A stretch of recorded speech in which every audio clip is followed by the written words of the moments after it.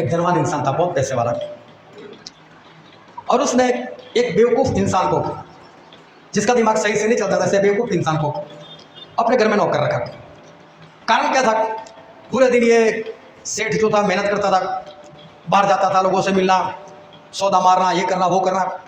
जब शाम को थक हार कर आए तो ये जो बेवकूफ़ जैसा नौकर उसे रखा था, उसको उल्टे सीधे सवाल करना, और फिर था ही बेवकूफ़ तो उल्टा सीधा जवाब भी उसको मिलता था।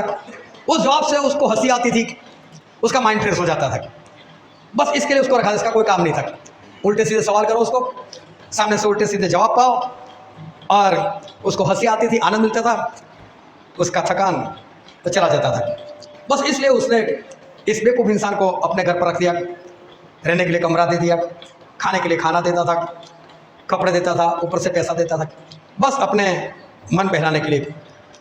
एक बार इस धनवान को ऐसा हुआ, उसने एक सफ़ेद छड़ी ली, एक छोटी सी लकड़ी ली, और इस नौकर को दे दी उसकी मजाक करने के लिए। बोले जब तुझे तेरे से कोई बेवकूफ़ ज़्यादा मिले उसको ये दे देना। बोले बस सेठ का कहना ऐसा था, इससे बेवकूफ़ कौन होगा?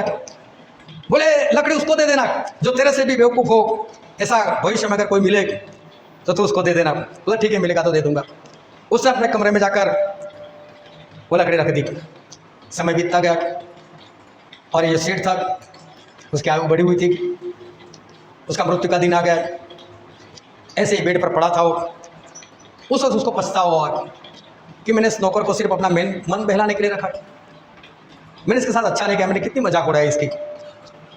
तो उसने अपने नौकर को बुलाया, इधर आप। उसके बाद क्षमा मांगी, बोले मुझे माफ़ कर दे, मैंने बड़ी गलती कर दी, तू मुझे माफ़ कर दे। नौकर बोलता है सेठ जी ऐसी बातें क्यों कर रहे हो? बोले हाँ मैंने तेरे साथ ऐसा ही किया था, तुझे बेवकूफ़ समझ कर मैंने रखा था अपना मन बहलाने के लिए, लेकिन सही में मुझे ऐसा नहीं करना था। लेकिन ये बोल रहे कि सेठ जी क्यों ऐसी बातें कर रहे हो? तो सेठ जी बोलते हैं मैं अभी बहुत दूर जा रहा हूँ। बोले मैं बहुत दूर जा रहा हूँ। अभी नौकर और बेवकूफ़ उसको कहाँ मालूम कि बड़ा दूर मतलब कहाँ जा रहे हैं। अच्छा अच्छा सेठ जी बहुत दूर जा रहे हैं? बोले हाँ, तो फिर तो वहाँ के लिए आपने गाड़ियाँ खरीदी होगी। सेठ जी बोलते नहीं, मैंने वहाँ के लिए कोई गाड़ी नहीं खरीदी।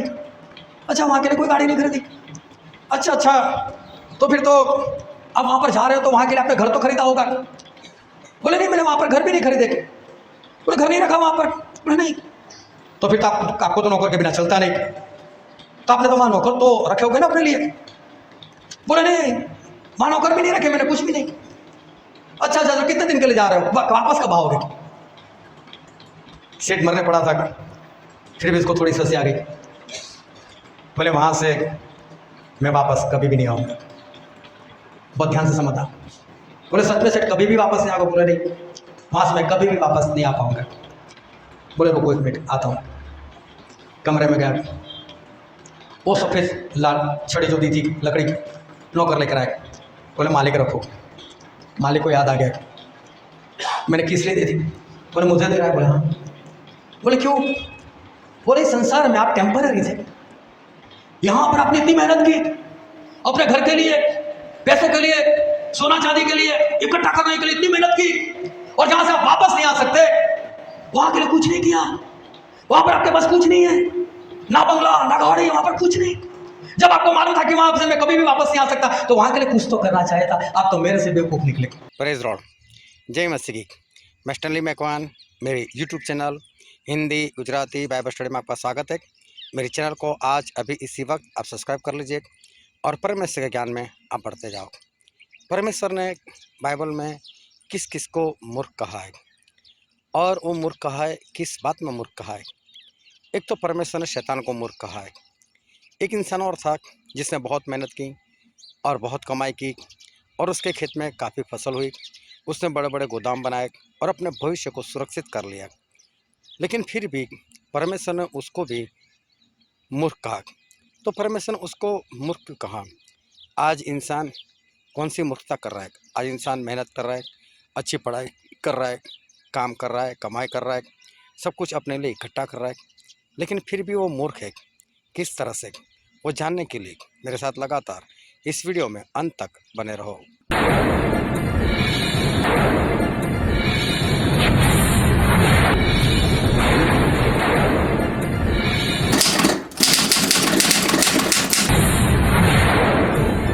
चलो सारे लोग दोनों हाथों को उठाकर बोलो हालेलुया। आओ परमेश्वर के वचन की ओर चले और बाइबल से लूका रचित सुसमाचार उसका 12वां अध्याय और हम पढ़ेंगे 16 वचन से लेकर उसके 21 वचन तक। उसने उनसे एक दृष्टांत कहा कि किसी धनवान की भूमि में बड़ी उपज हुई। तब वह अपने मन में विचार करने लगा कि मैं क्या करूं, क्योंकि मेरे यहाँ जगह नहीं जहाँ अपनी उपज इत्यादि रखूं। और उसने कहा, मैं यह करूँगा, मैं अपनी बखारियाँ तोड़कर उनसे बड़ी बनाऊँगा और वहाँ अपना सब अन्न और संपत्ति रखूँगा और अपने प्राण से कहूँगा कि हे प्राण, तेरे पास बहुत वर्षों के लिए बहुत संपत्ति रखी है, चैन कर, खा पी, सुख से रहे। परंतु परमेश्वर ने उससे कहा, हे मूर्ख, इसी रात तेरा प्राण तुझसे ले लिया जाएगा। तब जो कुछ तूने इकट्ठा किया है वह किसका होगा? ऐसा ही वह मनुष्य भी है जो अपने लिए धन बटोरता है परंतु परमेश्वर के प्रति धनी नहीं। पिता परमेश्वर का वचन हमारे लिए बहुत ही आशीषित है और पिता परमेश्वर का वचन सच्चा है और बाइबल में लिखा है यदि तू सच्चाई जानेगा तो सच्चाई तुझे आज़ाद करेगी, स्वतंत्र करेगा। और ध्यान से परमेश्वर के वचन को सुनना, समझना, उसको ग्रहण करना, उसको हृदय में उतारना और आने वाले दिनों में उसके अनुसार चलना ताकि परमेश्वर के राज के हम वारिस बन सके। परमेश्वर ने हमारे पिता, विश्वासियों के पिता अब्राहम, जब वो 75 साल के थे तब उनको एक दर्शन दिया। दर्शन देकर परमेश्वर ने अब्राहम से ऐसा कहा कि अब्राहम अपने बाप का घर छोड़ दे, अब्राहम अपना देश भी छोड़ दे और अब्राहम जो देश मैं तुझे दिखाऊं वहाँ पर तू चला जा और मैं तेरे जरिए एक बड़ी कौम पैदा करूँगा। उस वक्त अब्राहम बे औलाद थे, उनके पास कोई संतान नहीं था। ये अब्राहम उस वक्त 75 साल के थे, उनकी पत्नी 65 साल की थी। और देखो परमेश्वर जो बोल रहे उसको आज्ञा दे रहे, अब्राहम अपने बाप का घर छोड़। बाप का एक साया होता है, अगर बाप सर के ऊपर होता है तो बेटे को एक हौसला रहता है कि मेरे ऊपर एक बाप है। एक बाप था, उसका इकलौता बेटा था, उसने उसको काफ़ी पढ़ाया लिखाया, इंजीनियर बनवाया, उसके पीछे काफ़ी खर्च किया, अच्छी कॉलेज में एडमिशन दिलाया। आखिर में ये बेटा इंजीनियर बन गया, अच्छी जॉब मिली उसको, अपने बाप से भी ज़्यादा कमाई करने लग गया। बेटा एक बार कुर्सी के ऊपर बैठा था, उसके पिताजी उसके पास आए, उसके कंधे के ऊपर हाथ रखा। जिस जगह पर वो बेटा पहुंच चुका था, जिस पद पर वो पहुंच चुका था, वो बाप की बदौलत था।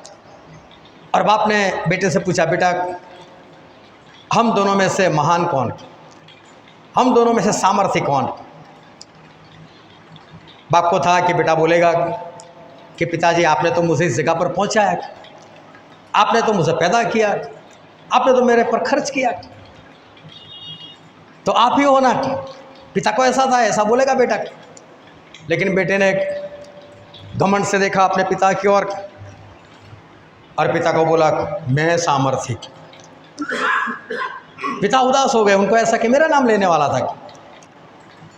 फिर भी पिता ने एक बार फिर से पूछा, बेटा, उसका कंधा थपथपाते हुए उसे कंधे के ऊपर हाथ रखकर, बेटा हम दोनों में से महान कौन, सामर्थ्य कौन?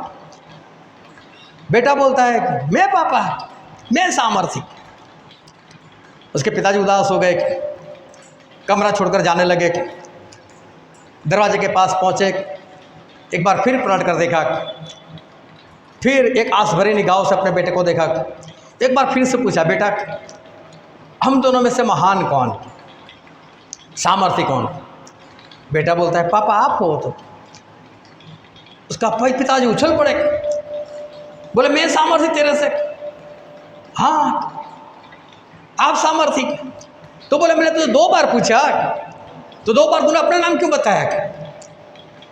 बोले पापा उस वक्त आपका हाथ मेरे कंधे के ऊपर था। अगर आपका हाथ मेरे कंधे पर है फिर तो मैं ही सामर्थ्य हूँ।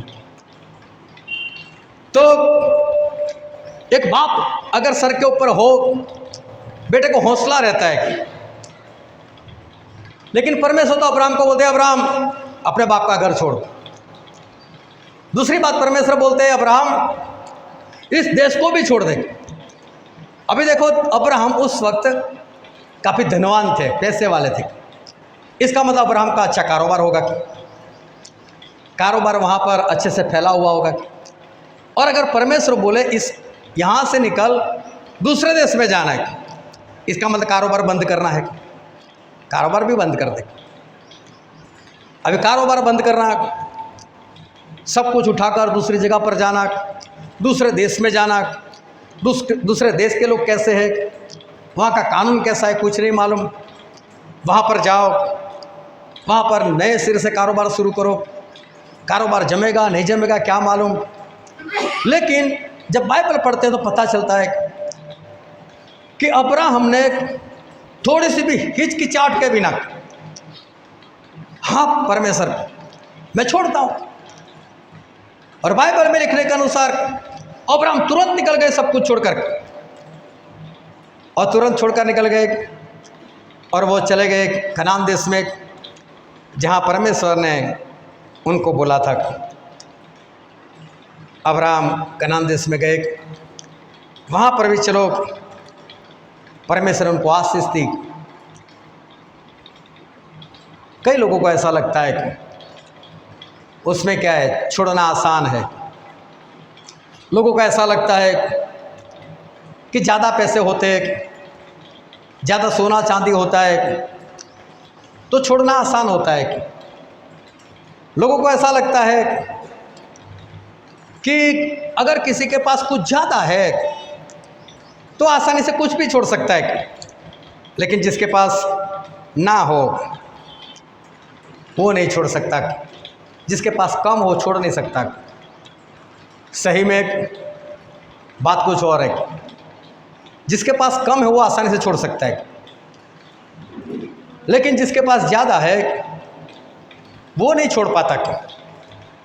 जिसके पास ज़्यादा है वो नहीं छोड़ सकता। मुझे एक भाई साहब के घर जाना हुआ। भाई साहब काफ़ी पैसे वाले थे। थोड़ी पुरानी बात, किसी और चर्च के मेंबर थे। उनके एक महीने की कमाई उस वक्त 5 लाख रुपए थी। बातों बातों में मुझे सारी बातें पता चली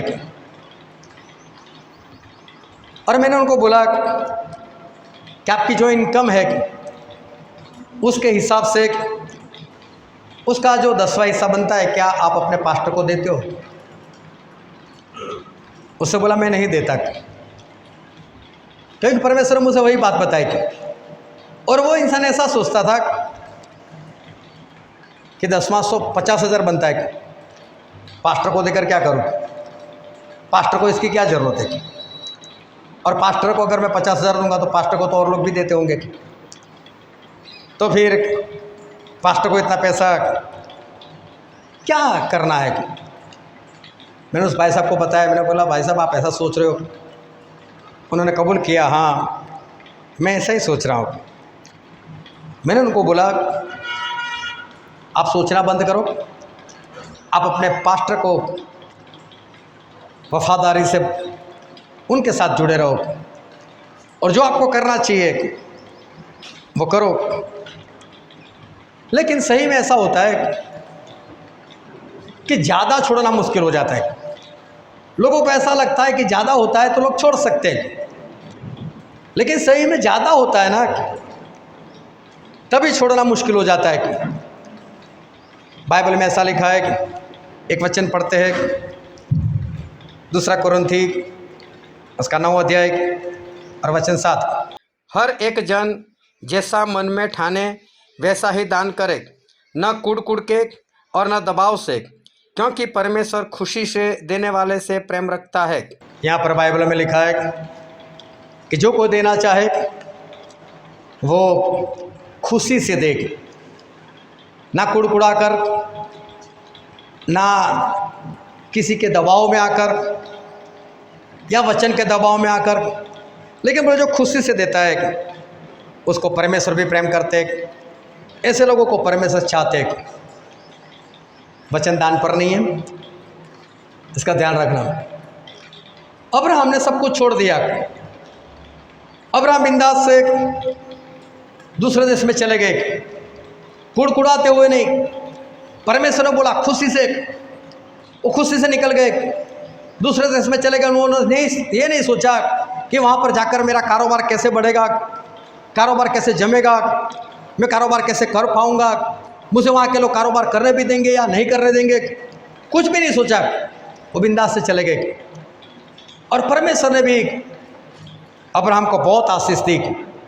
अब्राहम बहुत आशीषित हुए। वहाँ पर भी उनका कारोबार चल पड़ा, उनकी भेड़ बकरियाँ बढ़ गई, सोना उनका बढ़ गया। और वहाँ पर भी ये अब्राहम जो थे उनकी गिनती धनवान इंसानों में होने लगी। वो काफ़ी पैसे वाले बन गए। परमेश्वर ने चलते चलते उनको एक बेटा भी दिया जिनका नाम रखा इसहाक। जब इसहाक पैदा हुए तब अब्राहम 100 साल के थे। जब परमेश्वर ने बुलाया तब अब्राहम 75 साल के थे। 25 साल परमेश्वर में चलते चलते बीत चुके थे और उस वक्त परमेश्वर ने उनको ये आशीष दी और इसहाक नाम का बेटा परमेश्वर ने उनको दिया। अभी इसहाक बड़ा हो गया, इसहाक जवान हो गया।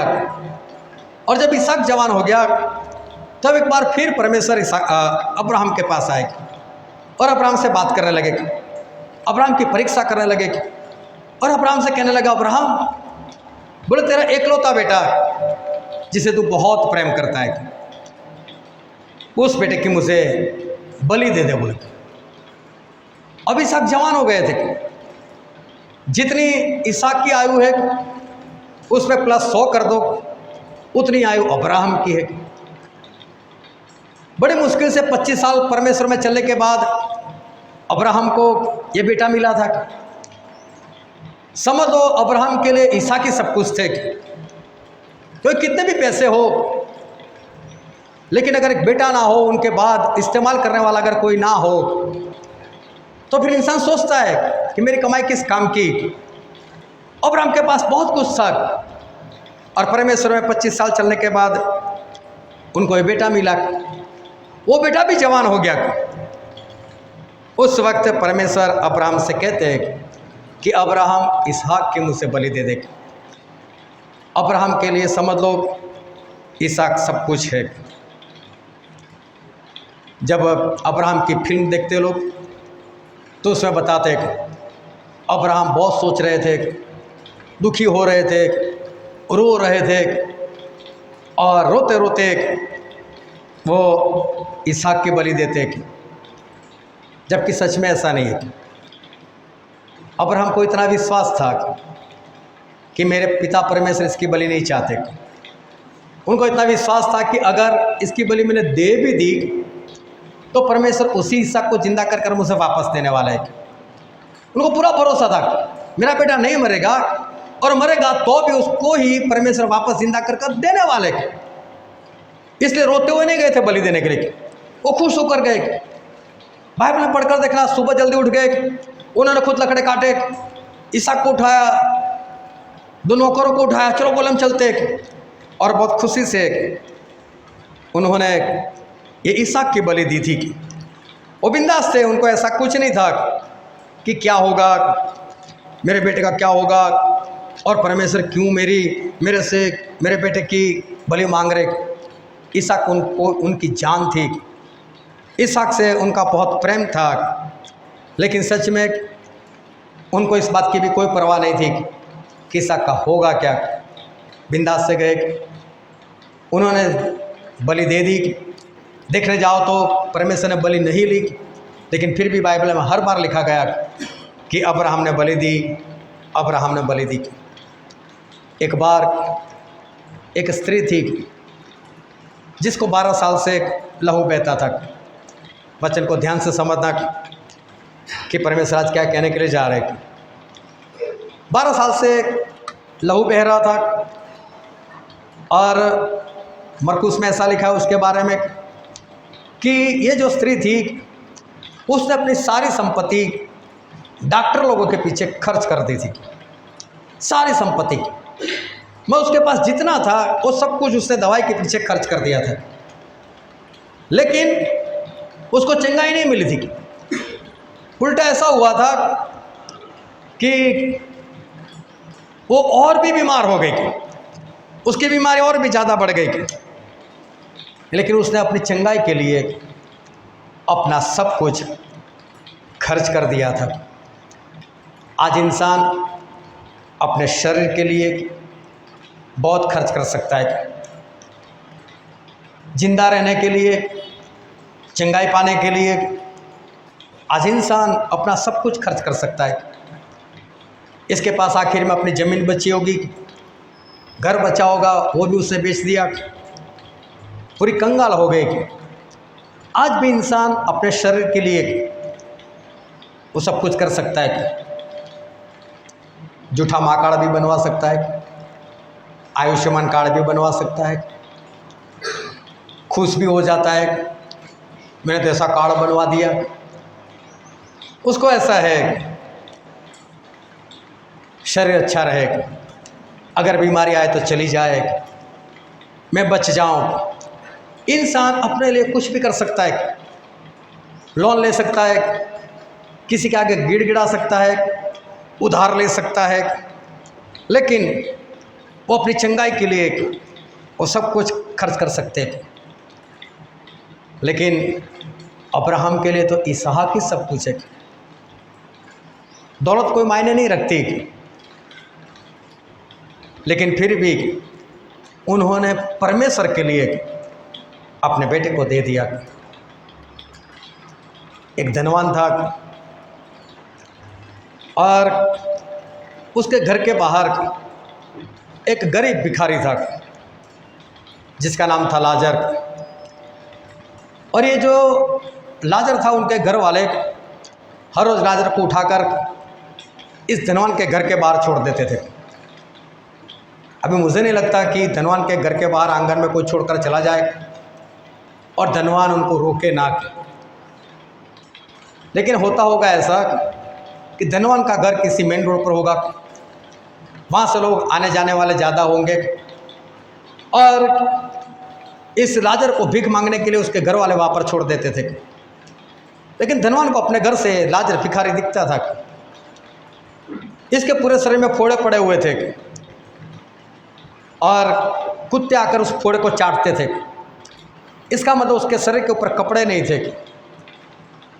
और जब ये धनवान शराब पीकर आता था नशे में, जब अपने घर में खाने के लिए बैठता था, शराब के नशे में जब खाता था, उसके मुंह से कुछ टुकड़े नीचे गिर जाते थे और लाजर बाहर से देखता था और सोचता था कि अगर ये टुकड़े भी मुझे मिल जाए, अगर इससे भी मैं पेट भर सकूं तो कितनी अच्छी बात है। मतलब लाजर के पास पेट भरने के लिए भी कुछ नहीं था। लेकिन मैं बात करता हूँ इस धनवान की। ये धनवान चाहता तो इस लाजर की दवाई करवा सकता था, ये धनवान चाहता तो इसको कमरा बनवा सकता था, ये धनवान चाहता इसको कपड़े दे सकता था, ये धनवान इस लाजर के लिए बहुत कुछ कर सकता था। लेकिन उसकी निगाहें थी अपने कारोबार के ऊपर। धनवान बनने के अंदर पार्टियों में जाना, मौज मस्ती करना, शराब पीना, कारोबार करना, पैसे इकट्ठा करना, सोना चांदी इकट्ठा करना। धनवान था वो, बाइबल में लिखा वो धनवान था।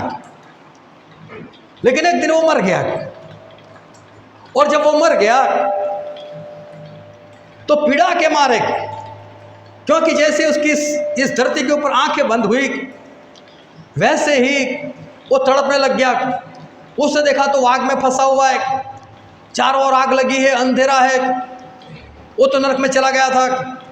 और तब उसने अपनी निगाहें उठाकर देखा तो सामने की ओर एक अच्छी जगह थी, वहाँ पर अब्राहम बैठे हुए थे।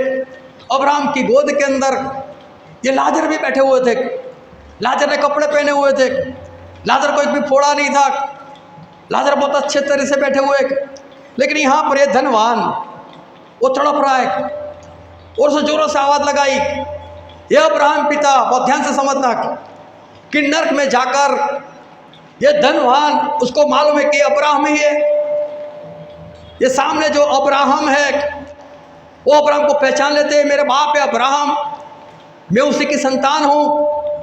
और साथ में उनकी गोद में बैठे हुए लाजर को भी पहचान लेते, ये लाजर है, ये अब्राहम पिता, इस लाजर को बोल कि अपनी उंगली पानी में डुबोकर मेरे पास आए और मेरी जबान के ऊपर एक बूंद डाल दे बस। लाजर तो कुछ नहीं बोलते, लेकिन अब्राहम ने बोला वो नहीं आ सकता तेरे पास और तू भी हमारे पास नहीं आ सकता।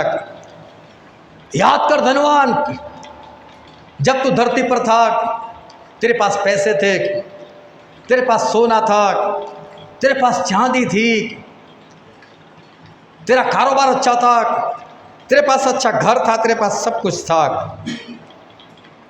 लेकिन आज तेरे पास कुछ भी नहीं है। आज तेरे पास कुछ भी नहीं है। ये धनवान उस आग में पड़ा हुआ है। जब इस धरती पर था बहुत सारा पानी उसके पास था, जब नरक में गया उसके पास पानी की एक बूंद तक नहीं। अगर उसको वहाँ पर प्यास लगी तो इसका मतलब वहाँ पर उसको भूख भी लगी। जब पानी नहीं है तो वहाँ पर खाना नहीं है।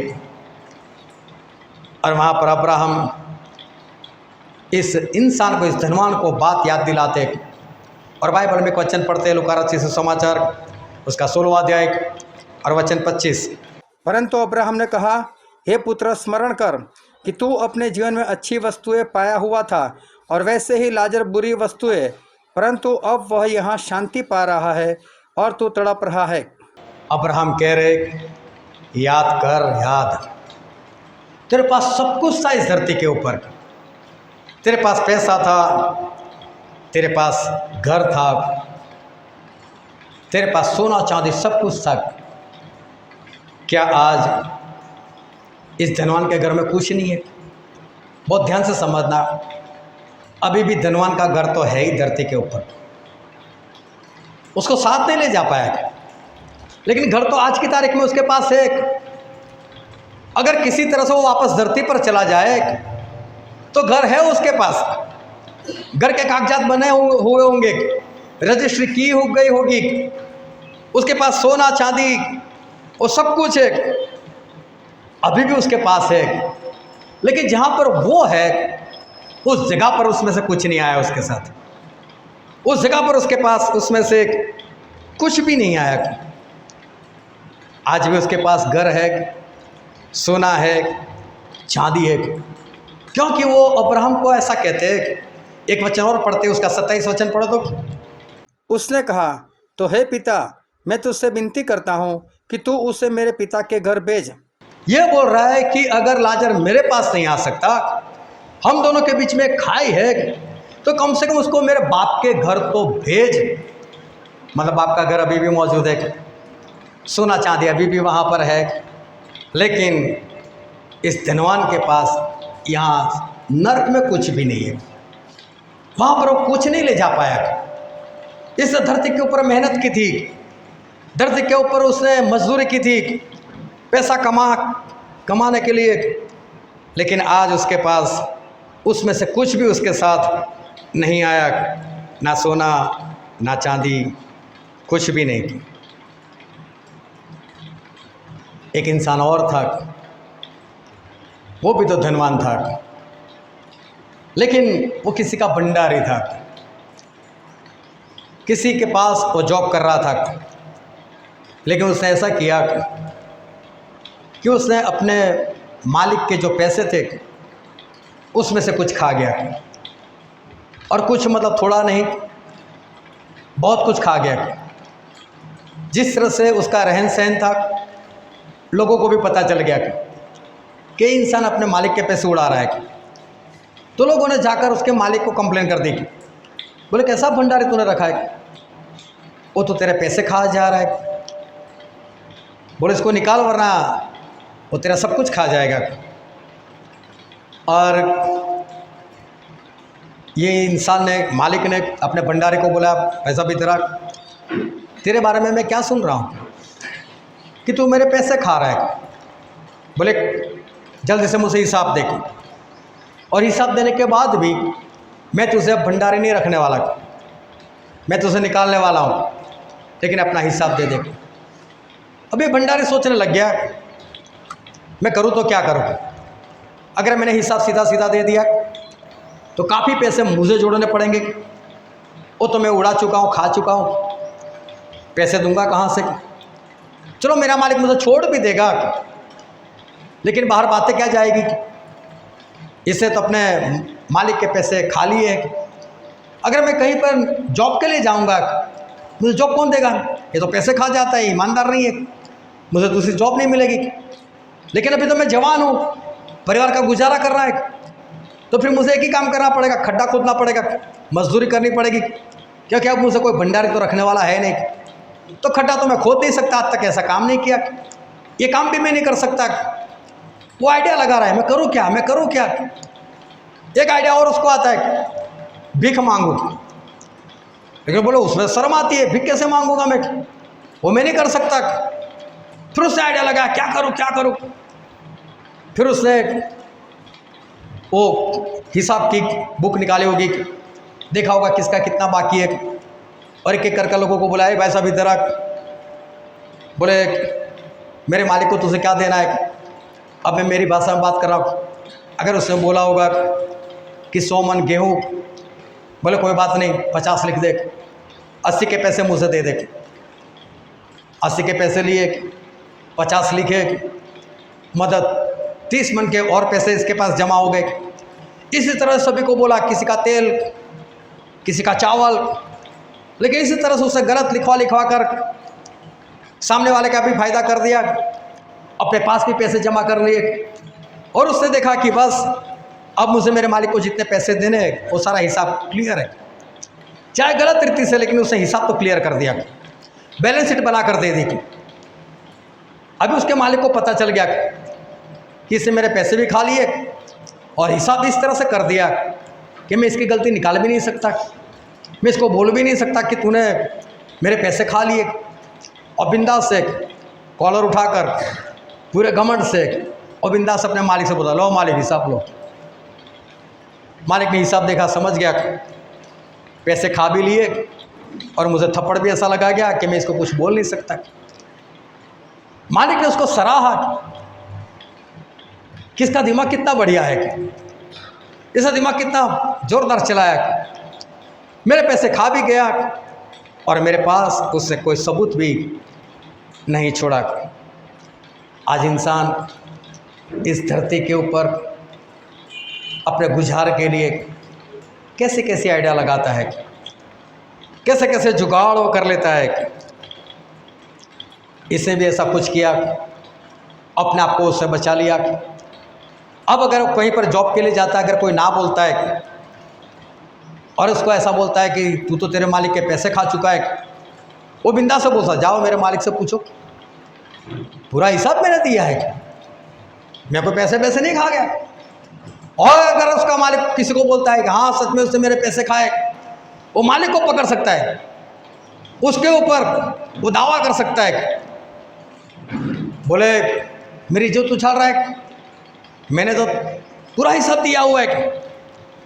आज इंसान अपने गुजारे के लिए बहुत कुछ करता है, लेकिन प्रभु से वहाँ पर एक बात बताई और अपने चेलों को बात बताई। और एक वचन पढ़ते हैं, लूका रचित सुसमाचार उसका 16वां अध्याय और वचन 9।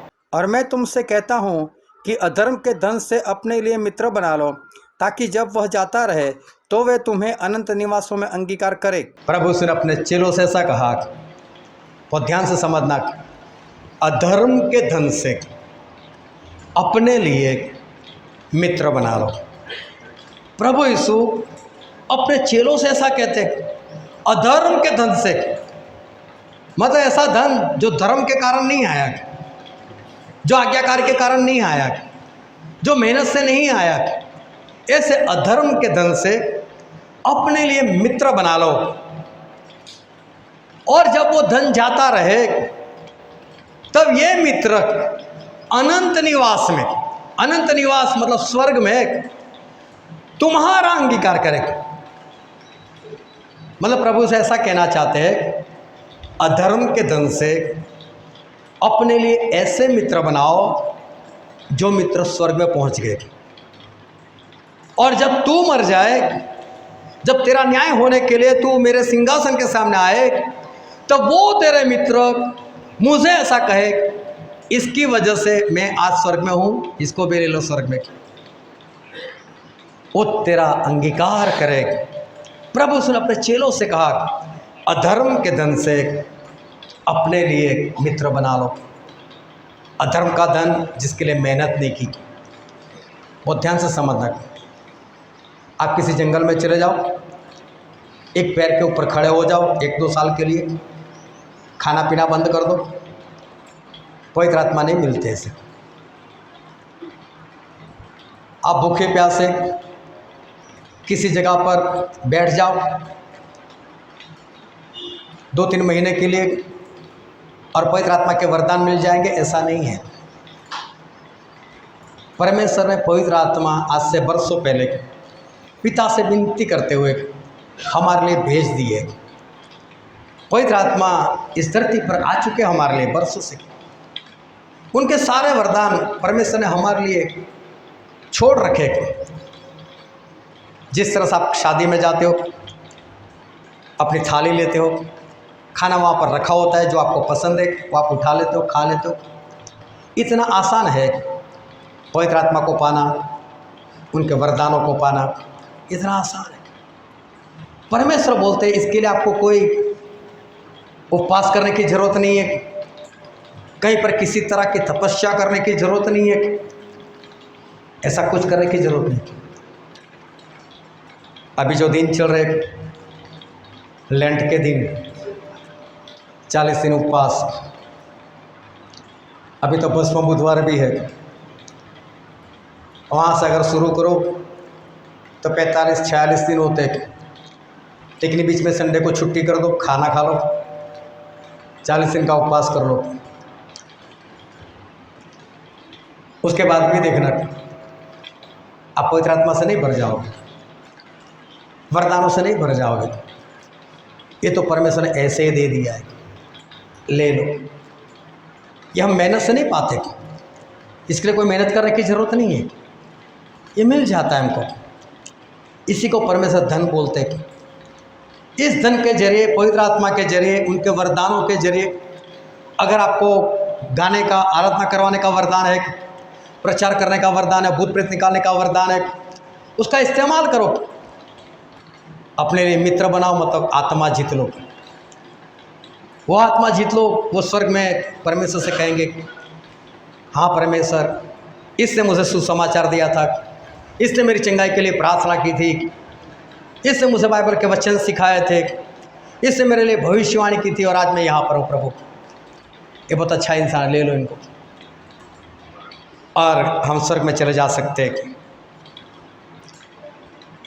उस भंडारी ने इस संसार के लिए, संसार के जीवन के लिए उसने दिमाग लगाया, लेकिन प्रभु से ऐसा कहते हैं कि तुम भी अपने लिए मित्र बना लो, ताकि अनंत निवास, अनंत निवास मतलब ऐसी जगह जिसे स्वर्ग कहते हैं।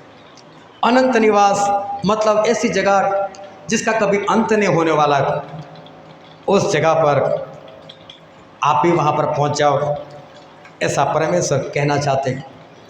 इसका मतलब ये हुआ कि परमेश्वर ने एक जगह हमारे लिए बना कर रखी है, जिसे स्वर्ग कहते हैं, जिसे अनंत निवास कहते हैं।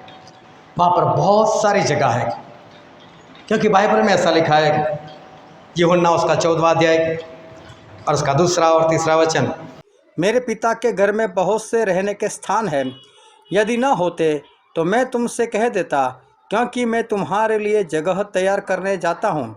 और यदि मैं जाकर तुम्हारे लिए जगह तैयार करूँ तो फिर आकर तुम्हें अपने यहाँ ले जाऊँगा, कि जहाँ मैं रहूँ वहाँ तुम भी रहो। Hallelujah, hallelujah. चलो एक बार दोनों हाथों को उठाकर बोल दो हालेलुया। ध्यान से समझ तक। बहुत सारे लोग इस वचन को समझ नहीं पा रहे।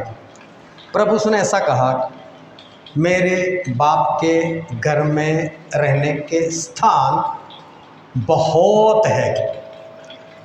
मेरे बाप के घर में रहने के स्थान बहुत है। अगर ना होते तो मैं ऐसा कहता कि मैं जगह तैयार करने के लिए जा रहा हूँ। लेकिन आज ज़्यादातर लोग क्या प्रचार कर रहे, प्रभु से जगह तैयार करने के लिए गए, जगह तैयार करने के लिए। जगह तैयार करने के लिए नहीं गए, वो तो है। उन्होंने बोला ना होती तो मैं ऐसा कहता, लेकिन मेरे बाप के घर में तो जगह है। उनके पास बहुत सारी जगह है। इसका मतलब स्वर्ग में बहुत जगह बहुत है। अनंत निवास में बहुत सारी जगह है। बोला अपने लिए मित्र बनाओ, पहुंचा दो उनको वहाँ, उनके लिए जगह है। वो आपका भी अंगीकार करे, आपके लिए भी वहाँ पर जगह है। परमेश्वर के पास इतनी सारी जगह है कि स्वर्ग वो छूटा नहीं पड़ने वाला। चाहे कितने भी लोग वहाँ पर चले जाए, लेकिन वो जगह कम नहीं है। वहाँ पर बहुत सारी जगह है। बहुत सारी जगह हमारे लिए है, बहुत सारी जगह सभी लोगों के लिए है। लेकिन देखो फिर भी वो धनवान इंसान वहाँ पर नहीं जा पाया। Hallelujah, hallelujah. क्या उस धनवान के पास, क्या धनवान के लिए परमेश्वर के पास जगह नहीं थी? धनवान के लिए भी जगह थी, लेकिन वो धनवान स्वर्ग में नहीं जा पाया। जबकि परमेश्वर के पास बहुत सारी जगह है, लेकिन धनवान वहाँ पर नहीं जा पाया। धनवान के लिए जगह थी पर उसको मिली नहीं।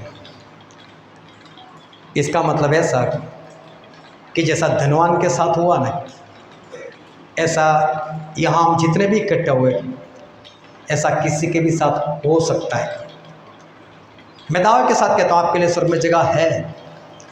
उस धनवान के लिए भी थी।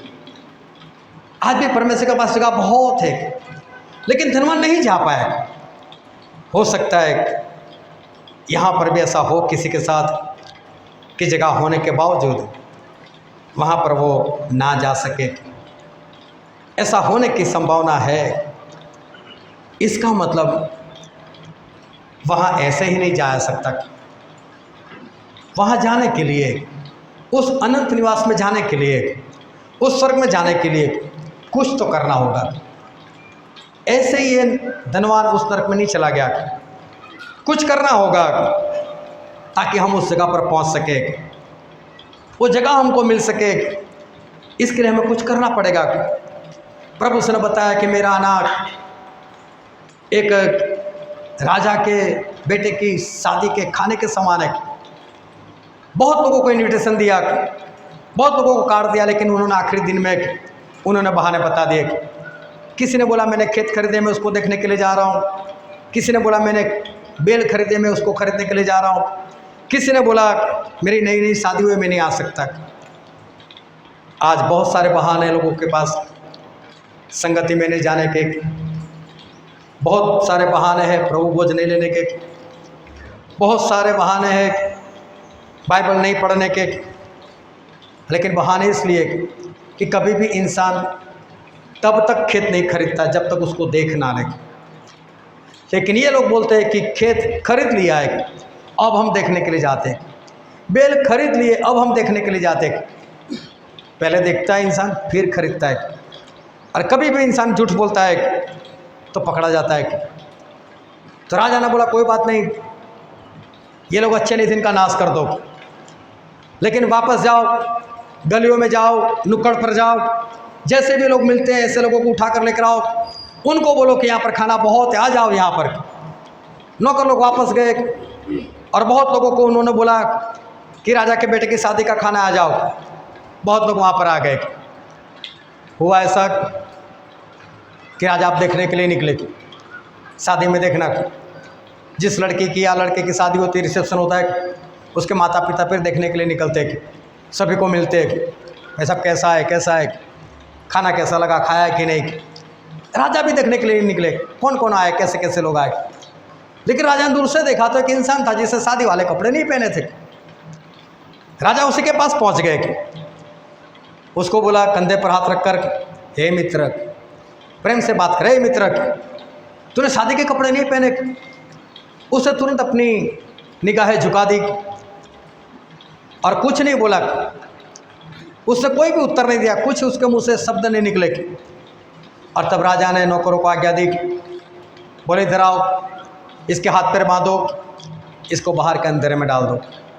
बाहर का अंधेरा मतलब नरक में डाल दो। इसका मतलब स्वर्ग में वही जा सकता है जिसने शादी के कपड़े पहने हो। इसका मतलब शादी वाले कपड़े पहनना जरूरी है।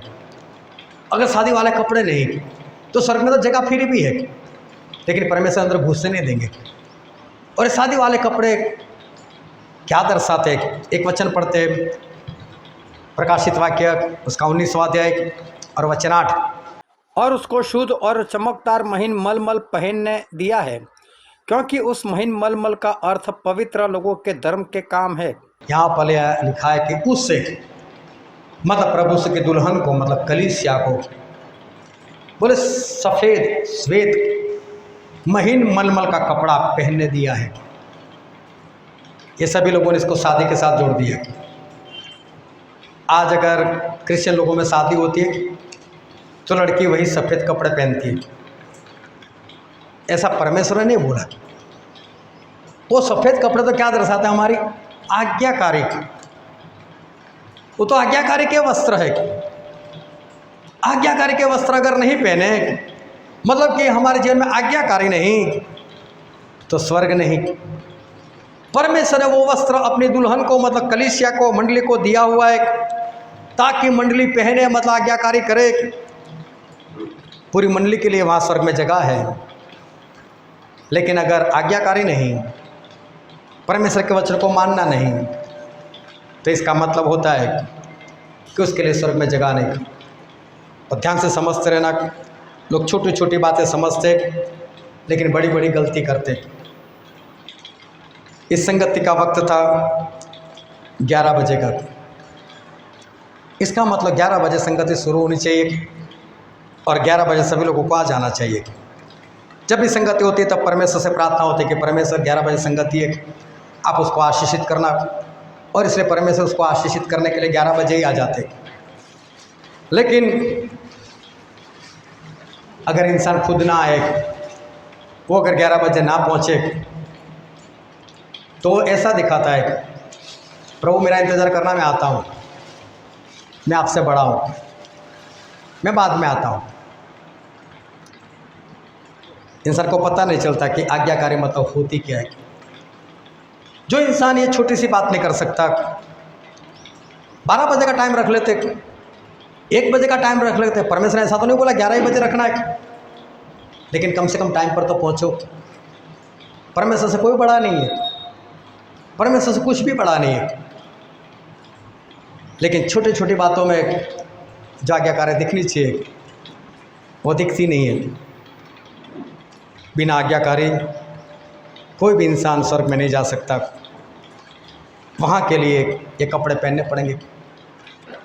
प्रभु ने कहा मेरा आना एक व्यापारी के समान है जिसने अपने नौकरों को 5 सिक्के, 2 सिक्के और 1 सिक्का दिया। 5 सिक्के वाले ने और 5 सिक्के कमाई कर लिए, 2 सिक्के वाले ने और 2 सिक्के कमाई कर लिए, लेकिन एक वाला बैठा रहा, उससे कोई काम नहीं किया। ये सिक्का बनाना, सिक्का कमाई करना मतलब एक आत्मा जीतना, किसी को स्वर्ग राज के लिए तैयार कर लेना, गवाही देकर, वचन देकर, चमत्कार करवाकर, कुछ भी करके उसे स्वर्ग राज के लिए तैयार कर देना, एक आत्मा जीतना। लेकिन एक सिक्के वाला जो था उसने काम नहीं किया और मालिक ने बोला इसके हाथ पैर बांधो, इसको भी बाहर के अंधेरे में डाल दो। इसके लिए भी स्वर्ग में जगह थी, तभी तो परमेश्वर ने एक सिक्का दिया था।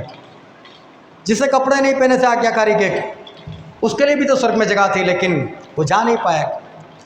एक सिक्के वाला भी नहीं जा पाया क्योंकि उसने एक भी आत्मा नहीं जीता था। स्वर्ग में जगह तो बहुत है, लेकिन जो 5 मूर्ख कुंवारी थी वो तो दरवाजे तक पहुंच गई थी, लेकिन आखिरी वक्त में पवित्र आत्मा खो देने के कारण अपना तेल खत्म हो गया। पवित्र आत्मा खो बैठे, दरवाजे तक जाकर आए, दरवाजे को खटखटाया, लेकिन अंदर से आवाज़ आई, मैं तुम्हें नहीं जानता, यहाँ से चले जाओ। हालेलुया। ध्यान से समझते रहना। स्वर्ग में जगह तो थी, तभी तो पवित्र आत्मा दिए थे। स्वर्ग में जगह थी, तभी तो ये 5 कंवारी तैयार होकर बैठती थी। लेकिन बिना पवित्र आत्मा वो दरवाजे से उनको भागना पड़ा। तेल ख़त्म, पवित्र आत्मा ख़त्म, और वो लोग स्वर्ग में नहीं जा पाए। लेकिन जगह तो परमेश्वर ने स्वर्ग में हम सभी के लिए रखी थी। इसका मतलब है कि आज्ञाकारी के वस्त्र लगातार होने चाहिए, कम से कम एक आत्मा जीता हुआ होना चाहिए, और पवित्र आत्मा की अगुवाई सभी के जीवन में आखिरी दिन तक होनी चाहिए। अगर ये नहीं तो इंसान स्वर्ग में नहीं जा सकता। प्रभु उसने कहा अनंत निवास, वो एक ऐसी जगह है जहाँ पर परमेश्वर ने हमारे लिए सब कुछ रखा है, फुल फैसिलिटी है वहाँ पर। आज कई बिल्डर लोग एडवर्टाइज देते हैं कि हमारे वहाँ 35 फैसिलिटी है, हमारे वहाँ 40 फैसिलिटी है, लेकिन परमेश्वर तो गिन ही नहीं सकते। परमेश्वर तो बोलते हैं कि मेरे पास अनगिनत फैसिलिटी है, वहाँ पर सब कुछ है। लेकिन आज उस जगह पर जाने वाले कितने, उस जगह पर पहुँचने वाले कितने। आज परमेश्वर चाहते हैं कि जो जगह उन्होंने बनाई उस जगह पर लोग चले जाए। हमारे परमेश्वर ने हमें नर्क के लिए पैदा नहीं किया है, हमारे परमेश्वर ने हमें नर्क में जाने के लिए बुलाया नहीं। उन्होंने हमको जो बुलाहट दी है वो स्वर्ग के लिए बुलाहट दी है। और बाइबल में एक वचन पढ़ते हैं, 1 थिस्सलुनीकी उसका 5वां अध्याय और वचन 9। क्योंकि परमेश्वर ने हमें क्रोध के लिए नहीं परंतु इसलिए ठहराया है कि हम अपने प्रभु यीशु मसीह के द्वारा उद्धार प्राप्त करें। यहाँ पर लिखा है कि परमेश्वर ने हमें क्रोध के लिए नहीं, लेकिन हम प्रभु यीशु के द्वारा उद्धार पाए, हम स्वर्ग में जाए। इसलिए हमारे परमेश्वर ने हमको चुना हुआ है। परमेश्वर ने हमारे स्वर्ग में जगह रखी है, हम स्वर्ग में जाए, इसलिए परमेश्वर ने हमको चुना हुआ है। और ये भी एक वचन पढ़ते हैं, 1 तीमुथियुस उसका 2 अध्याय वचन 4। वह यह चाहता है कि सब मनुष्य का उद्धार हो और वे सत्य को भली भांति पहचान ले। परमेश्वर की मर्जी है सभी लोग उद्धार पाए और सभी लोगों को सच्चाई का ज्ञान मिले। मतलब परमेश्वर की इच्छा ये है कि सारे लोग स्वर्ग में चले जाए। और भी एक वचन पढ़ते हैं, यूहन्ना उसका अध्याय 6 और वचन 39। और मेरे भेजने वाले की इच्छा यह है कि जो कुछ उसने मुझे दिया है उसमें से मैं कुछ न खोऊं परंतु उसे अंतिम दिन फिर जिला उठाऊं। प्रभु यीशु कहते हैं मेरे भेजने वाले की इच्छा यह है मैं किसी को ना खोऊं, लेकिन सभी लोग स्वर्ग में प्रवेश कर सके।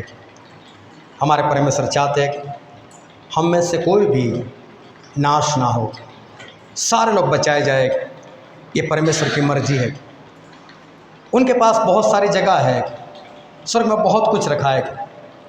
लेकिन आज जो वचन हमने पढ़ा था लूका रचित सुसमाचार उसका 12वां अध्याय और 16 से लेकर 21 वचन हमने पढ़े थे। वहाँ पर एक इंसान था जिसने बहुत मेहनत की। वो पहले भी धनवान था, उसके पास अच्छे अच्छे बड़े बड़े गोदाम बने हुए थे, उसके पास काफ़ी ज़मीन थी, फसल हर बार लगती थी। लेकिन इस बार उसकी फसल कुछ ज़्यादा हो गई। इस बार उसने काफ़ी कुछ फसल प्राप्त कर ली। उसने देखा मेरे पास बहुत है। अभी देखो फसल ऐसे नहीं लगती। खेत में किस तरह से काम किया जाता है, बीज बोया जाता है, हल चलाना पड़ता है, वहाँ खाद डालना पड़ता है, पानी देना पड़ता है, घास फूस निकल जाए तो उसको भी उठाना पड़ता है, निकालना पड़ता है। बहुत मजदूरी करते हैं तब जाकर फसल लगती है। इस इंसान ने बहुत मेहनत की। इस इंसान ने बहुत मजदूरों को लगाया होगा, बस मजदूरी चुकाई होगी। उसके बाद 3 महीने के बाद 4 महीने के बाद जब फसल आई होगी वो बहुत खुश होगा, इतनी सारी फसल, मैं तो और भी धनवान हो गया। लेकिन मेरे पास गोदाम तो है नहीं इतने बड़े बड़े। बोले मैं क्या करूँ, उसको कहाँ पर रखूँ। फिर आइडिया लगाता है कोई बात नहीं, मैं इस गोदाम को गिरा देता हूँ, मैं बड़े बड़े गोदाम बनाता हूँ, मेरी सारी फसल उसमें रख दूँगा। और फिर मैं मेरे प्राण से कहूँगा, हे मेरे प्राण, खा पी ऐश कर, चैन से रह, बहुत सालों के लिए तेरे पास बहुत कुछ रखा हुआ है। Hallelujah, hallelujah. ध्यान से समझो क्या परमेश्वर कहना चाहते हैं। एक इंसान इस धरती पर जिंदा रहने के लिए बहुत मेहनत करता है, आइडिया लगाता है क्या करो, किस तरह से कमाओ। बहुत कुछ उसने इकट्ठा भी कर लिया, बड़े बड़े गोडाउन बना दिए उसने, सारी फसल वहाँ पर रख दी, और फिर अपने आप से कहता है, हे मेरे प्राण, बहुत सालों के लिए बहुत कुछ तेरे लिए रखा हुआ है, खा पी और चैन कर। और जो वचन पढ़ा था, हम पढ़ते उसका 18 और 19 वचन पढ़ो तो। और उसने कहा, मैं यह करूँगा, मैं अपनी बखारियाँ तोड़कर उनसे बड़ी बनाऊँगा और वहाँ अपना सब अन्न और संपत्ति रखूँगा, और अपने प्राण से कहूँगा कि हे प्राण, तेरे पास बहुत वर्षों के लिए बहुत संपत्ति रखी है, चैन कर, खा पी, सुख से रहे। हालेलुया। ऐसे इंसान को हम क्या कहेंगे? जिस इंसान में बहुत मेहनत करता है, बहुत कमाई करता है, बहुत कुछ इकट्ठा कर लेता है वर्षों के लिए, सभी उसको बोलते हैं ये बहुत अच्छा इंसान है, काबिल दाद है, मेहनती है, और इसने कितनी चालाकी से, कितनी होशियारी से मेहनत करते हुए कितना कुछ इकट्ठा कर ले, कितना अच्छा इंसान है। ये तो अपने बेटों के लिए भी बहुत कुछ छोड़कर जाएगा। सभी लोग ऐसे इंसान को अच्छा समझते, उसको होशियार समझते, बुद्धिमान समझते। इसने मेहनत भी की थी, लेकिन प्रभु ने उसको कुछ और उत्तर दिया। और आगे पढ़ते उसका 20 वचन पढ़ो तो। परंतु परमेश्वर ने उससे कहा, हे मूर्ख, इसी रात तेरा प्राण तुझसे ले लिया जाएगा, तब जो कुछ तूने इकट्ठा किया है वह किसका होगा? लेकिन परमेश्वर ने ऐसे इंसान को मूर्ख कहा। परमेश्वर ने ऐसे इंसान को मूर्ख कहा जिससे बहुत मेहनत की थी, बहुत कुछ इकट्ठा किया था, बहुत सालों के लिए उससे बहुत कुछ जोड़ कर रखा था। लेकिन हमारे परमेश्वर ने इस इंसान को मूर्ख कहा। इस धरती पर ऐसे इंसान को बुद्धिमान समझा जाता है, जो मेहनत करता है, आइडिया लगाता है, पैसा इकट्ठा कर लेता है, फिक्स में रख लेता है पैसा। लोग उसको बहुत अच्छा समझते, बुद्धिमान समझते। लेकिन हमारे परमेश्वर ने उसको क्या कहा? मूर्ख कहा। हे मूर्ख। मालूम है उसको मूर्ख क्यों कहा? इसने इस धरती पर बहुत मेहनत की, बहुत कुछ इकट्ठा किया, लेकिन मरने के बाद जहाँ पर जाना था वहाँ के लिए उसने क्या किया? ऊपर जाने के लिए उसने क्या किया? वो भंडारी था, उसको पता चल गया मैं तो मारा जाऊंगा, मुझे निकाल देंगे मेरे मालिक, बाहर लोग मुझसे ऐसा समझेंगे तो चोर है, ये तो अपने मालिक के पैसे खा जाता है, खड्डा में खोद नहीं सकता, भीख मांग नहीं सकता। आइडिया लगाता है इस जीवन में जीने के लिए मैं क्या करूं, कैसे मेरी इज्जत बनाऊं। आइडिया लगाता है इंसान। उसने आइडिया लगाया, बैलेंस शीट बना कर दे दी, सब कुछ सही कर दिया उसने। लेकिन वो तो इसने इस जगह के लिए किया, इस धरती पर जो 70-80 साल का जीवन है उसके लिए उसने किया। लेकिन प्रभु ने अपने चेलों से क्या बोला?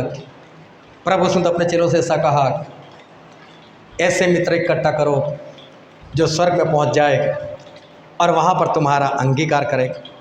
इस भंडारी ने भी यहाँ के लिए तो बहुत कुछ किया, लेकिन ऊपर के लिए उसने कुछ भी नहीं किया।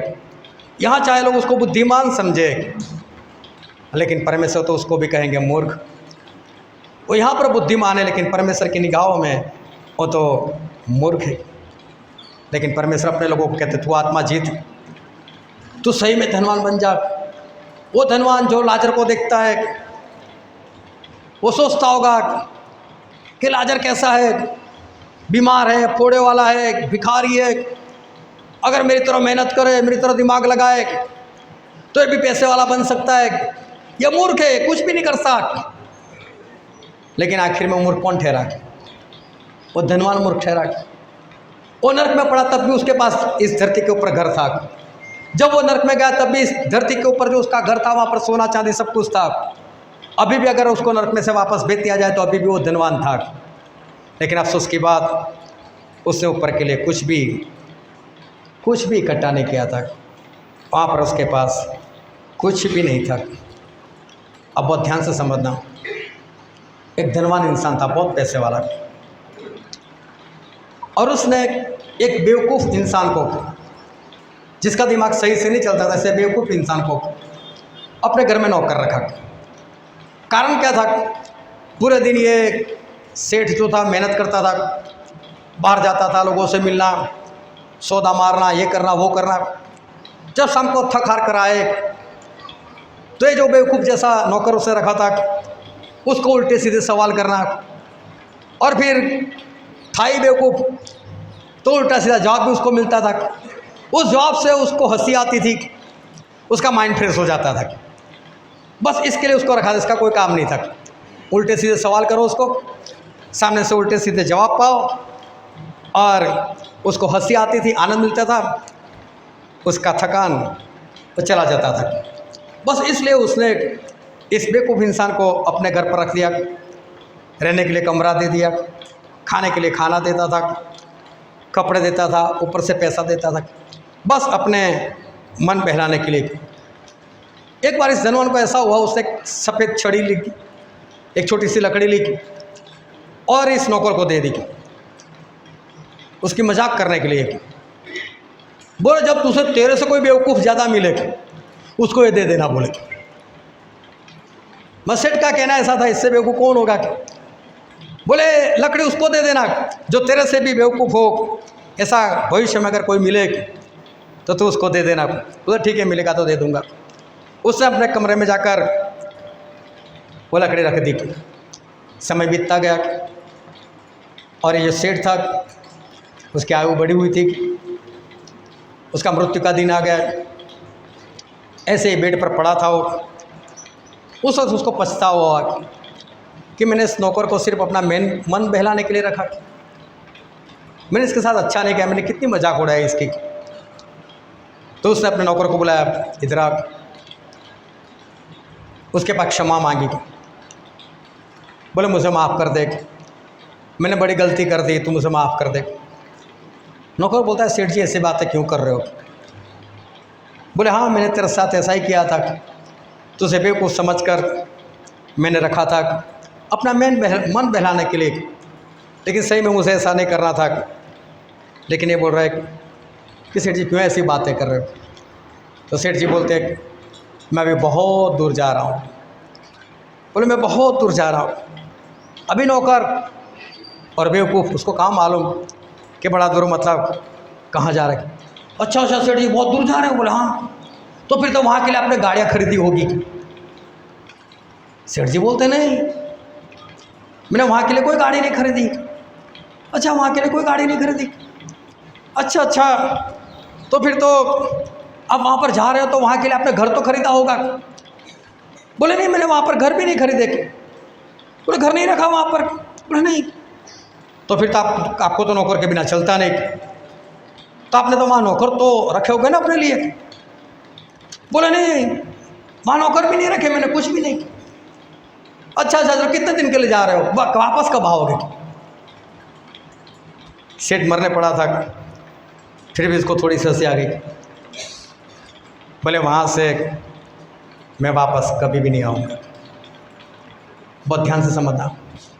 बोले सच में सेठ कभी भी वापस नहीं आओगे? बोले नहीं, वहाँ से मैं कभी भी वापस नहीं आ पाऊँगा।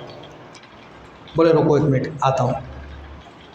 कमरे में गया, वो सफ़ेद लाल छड़ी जो दी थी लकड़ी की, नौकर लेकर आया। बोले मालिक रखो। मालिक को याद आ गया, मैंने किस लिए दी थी? बोले मुझे दे रहा है। बोले हाँ। बोले क्यों? बोले इस संसार में आप टेम्पररी थे, यहाँ पर आपने इतनी मेहनत की, अपने घर के लिए, पैसों के लिए, सोना चांदी के लिए इकट्ठा करने के लिए इतनी मेहनत की, और जहाँ से आप वापस नहीं आ सकते वहाँ के लिए कुछ नहीं किया।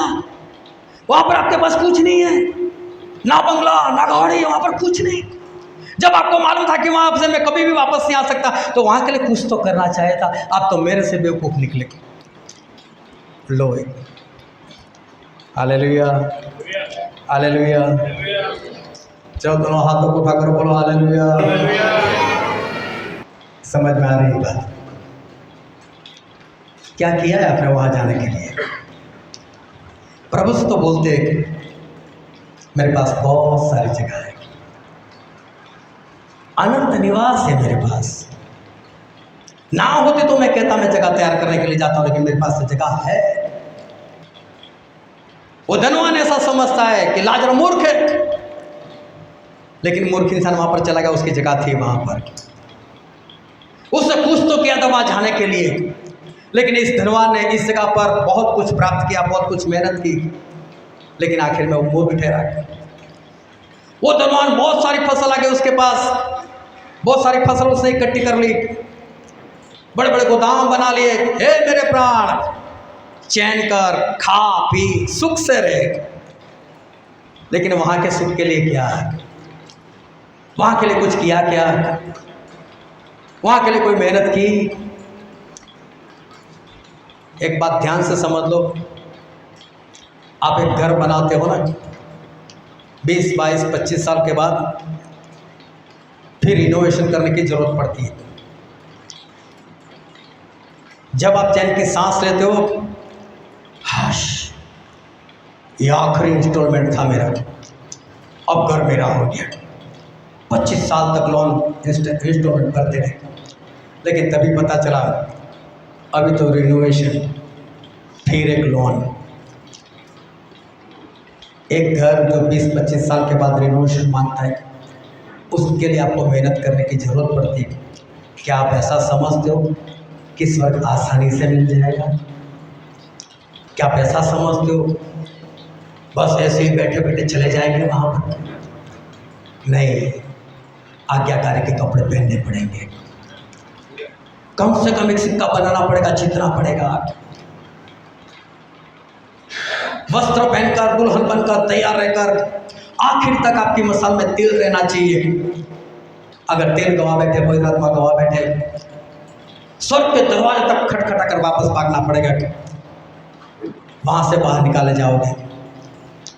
ये मत समझो आपके घर में अगर आपको सुई भी लानी होती है ना, उस सुई के लिए आपको मेहनत करनी पड़ती है। ये मत समझो कि स्वर्ग वो परमेश्वर कैसे ही ले जाएंगे। जब यहाँ पर हमको मेहनत करनी पड़ती है तो अनंत निवास के लिए नहीं करना पड़ेगा। जब टेम्पररी के लिए इतना कुछ करते हो तो फिर जो परमानेंट है, क्या वो चीज़ ऐसे ही मिल जाएगी? क्या वो ऐसे मिल जाएगा? ये इंसान ने कहा जो बेवकूफ़ था, पूरी जिंदगी उसका मालिक समझ रहा है कि ये बेवकूफ़ है, ये बेवकूफ़ है, लेकिन आखिरी दिन वो बेवकूफ़ ठहरा। मैंने इसलिए पहले ही बताया, शैतान सब कुछ जानता था, शैतान सब समझता था। अगर यीशु को मैंने मार दिया तो उनके लहू बहने से लोगों को पापों की क्षमा मिलेगी, उनके शिक्षा भुगतने से लोगों को शांति मिलेगी, उनके कोड़े खाने से लोगों को चंगाई मिलेगी। मैं करूँ ही ना ये सब, लेकिन मूर्ख है। मालूम है मूर्ख कौन है? कौन है मूर्ख? शैतान। मूर्ख कौन है? तो सारे मिलकर बोलो, मूर्ख कौन है? हालेलुया। और जो वहां के लिए कुछ कर नहीं करते वो भी कौन है? हालेलुया। शैतान मूर्ख। हम क्यों बने? परमेश्वर ने हमारे लिए बहुत सारी जगह रखी है, लेकिन शैतान मूर्ख है। लेकिन परमेश्वर ने हमको तो ज्ञान दिया हुआ है। वो भंडारी यही सोच रहा है मैं मेरी इज्जत कैसे बचा लूँ। तू यहाँ पर इज्जत बचा लेगा, लेकिन ऊपर का क्या है? जब सारे लोग इस तरह से परमेश्वर के सिंहासन के सामने इकट्ठा होंगे और जो काम आपने छुप छुप कर किए, अंधेरे में किए, कभी किसी को पता नहीं चलने दिया, लेकिन परमेश्वर अपना पुस्तक खोलेंगे, सभी के सामने बताएंगे, क्या उस वक्त शर्म नहीं लगेगी? इससे अच्छा यहाँ शर्म लगे कोई बात नहीं, लेकिन परमेश्वर क्षमा पालन के लिए उसे शुद्ध हो जाओ और वहाँ शर्म ना लगे, ऐसा हमें कुछ करना पड़ेगा। यहाँ के तेरे लोग मेहनत करते हैं, लेकिन मूर्ख वो है जो वहाँ के लिए कुछ नहीं करते। ये मत समझो कि वहाँ के लिए कुछ नहीं करना है। एक वचन पढ़ते हैं, मत्ती रचित सुसमाचार उसका अध्याय 6 और 19 से लेकर 21 पढ़ दो। अपने लिए पृथ्वी पर धन इकट्ठा न करो जहाँ कीड़ा और जंग नाश करते हैं। Hallelujah, hallelujah. देखो परमेश्वर क्या बोलते हैं, एक बार फिर से पढ़ो। अपने लिए पृथ्वी पर धन इकट्ठा न करो। अपने लिए पृथ्वी पर धन इकट्ठा ना करो। देखो परमेश्वर ये नहीं बोलते मैं आप लोगों से विनती करता हूँ इस पृथ्वी पर धन इकट्ठा ना करो।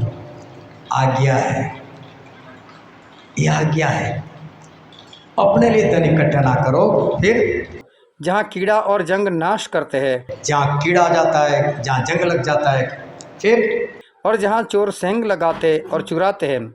जहाँ चोर चोरी कर कर लेकर जाता है, लेकिन परंतु अपने लिए स्वर्ग में धन इकट्ठा करो जहाँ न तो कीड़ा और न जंग नाश करता है। हालेलुया। इसका मतलब हम स्वर्ग में धन इकट्ठा कर सकते हैं, क्योंकि परमेश्वर बोल रहे वहाँ पर धन इकट्ठा करो। मतलब कुछ है, कोई धन है जिसको हम इकट्ठा कर सकते हैं, और वही है आत्मा जीतना। लोगों को बचाओ। ये सिर्फ कोई पास्टर लोगों का काम नहीं है, ये सिर्फ सेवक लोगों का काम नहीं है, ये सारे विश्वासी लोगों का काम है। बचाओ लोगों को, बचाओ अपने परिवार को, बचाओ अपने रिश्तेदारों को, सच्चाई सिखाओ उनको, और वहाँ के लिए उनको तैयार करो। वहाँ पर धन इकट्ठा करो। एक एक आत्मा हमारे परमेश्वर के लिए बहुत मूल्यवान है, तभी तो उन्होंने जान दी है। सभी के लिए जान दी, चाहे किसी भी धर्म का हो, चाहे कोई भी मानता हो, लेकिन हमारे परमेश्वर सभी के लिए जान दी है। एक एक आत्मा उनके लिए बहुत कीमती है। वहाँ पर आत्मा इकट्ठा करो, वहाँ पर धन इकट्ठा करो, ऐसा परमेश्वर कहना चाहते।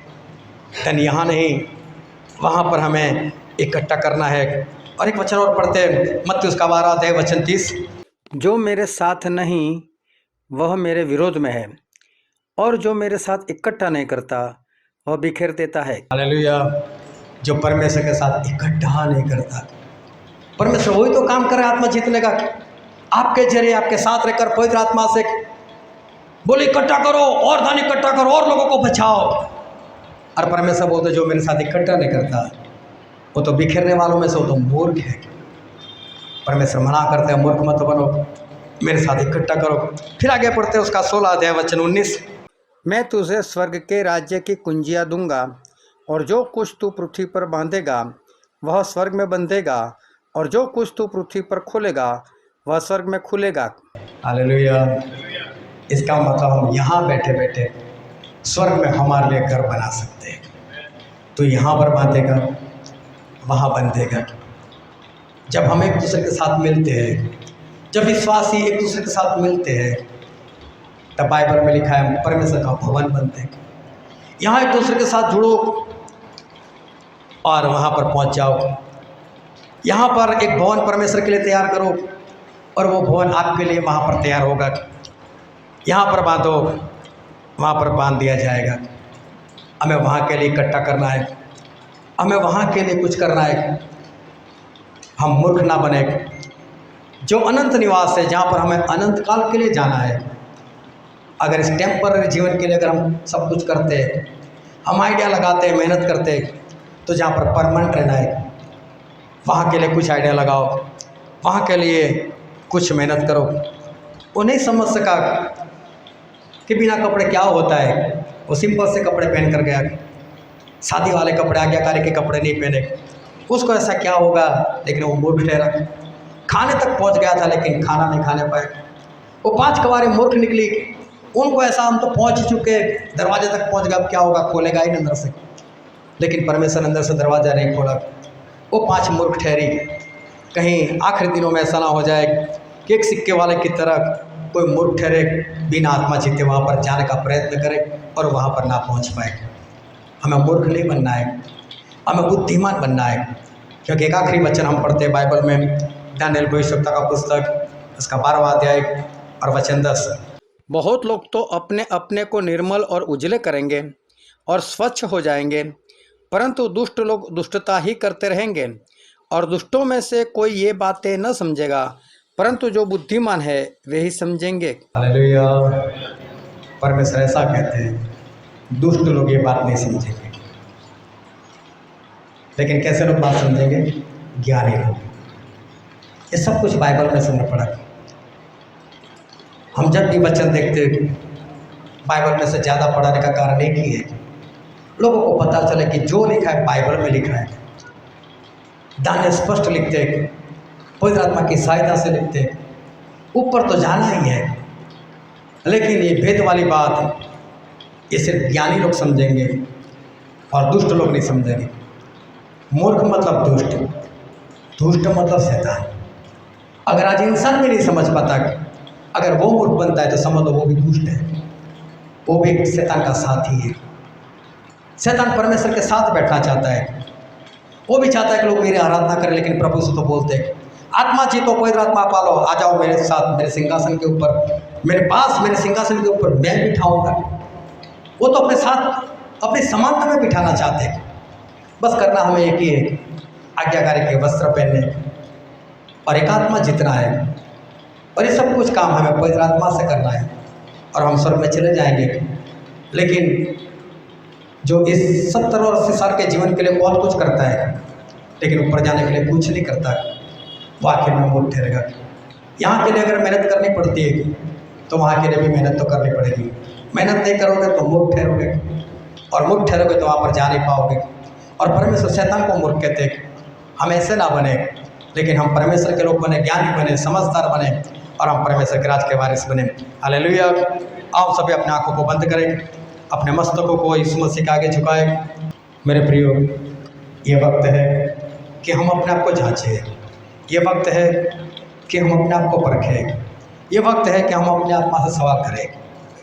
मैं इस धरती पर मेरा पेट भरने के लिए, मेरे परिवार का गुजारा करने के लिए, मेरा घर बनाने के लिए, मेरी गाड़ी के लिए मैं बहुत मेहनत करता हूँ, मैं आइडिया लगाता हूँ, मैं कमाई करता हूँ, मैं सुबह जल्दी उठता हूँ, रात लेट सोता हूँ, ताकि मैं अच्छा खाना खा सकूँ, मेरे परिवार को अच्छा खाना खिला सकूँ। लेकिन मेरे प्रियो, क्या आप ऊपर के लिए कुछ कर रहे हो? ऊपर के लिए कुछ मेहनत कर रहे हो? ऊपर के लिए आप क्या कर रहे हो? यहाँ के लिए तो बहुत कुछ करते हैं। कहीं ऐसा ना हो कि आखिर दिन हम मूर्ख ठहरे, हम ज्ञानी बने, हम समझदार बने, और हम ऊपर के लिए कुछ मेहनत करने वाले बने। क्योंकि इस धरती पर हम टेम्पररी है। 70 या 80 साल का हमारा जीवन है। अगर इसके लिए हम मेहनत करते हैं तो फिर हमें ऊपर जाने के लिए भी मेहनत करनी पड़ेगी। अपने आप को जांचो, अपने आप को परखो। अगर प्रभु यीशु आ गए, या आज अगर मेरी मौत होती है, तो क्या मैं स्वर्ग में जा सकता हूँ? क्या स्वर्ग में जाने के लिए मुझे जो कुछ करना चाहिए वो मैं कर बैठा हूँ? क्या पवित्र आत्मा पाकर उनके आज्ञाकारी करते हुए क्या मैं कम से कम एक आत्मा जीत कर बैठा हूँ? अगर ऐसा है तो बहुत अच्छी बात है, लेकिन अगर ऐसा नहीं है तो फिर स्वर्ग में जाना मुश्किल है। बस भागो, उठो, दौड़ो, और जल्दी से अपने आप को स्वर्ग के लिए तैयार कर लो, वहाँ के लिए मेहनत कर लो, ताकि आप बचाए जाओ। ये वचन समझने के लिए, ग्रहण करने के लिए, उसके अनुसार चलने के लिए प्रभु की कृपा हम सभी पर होने पाए।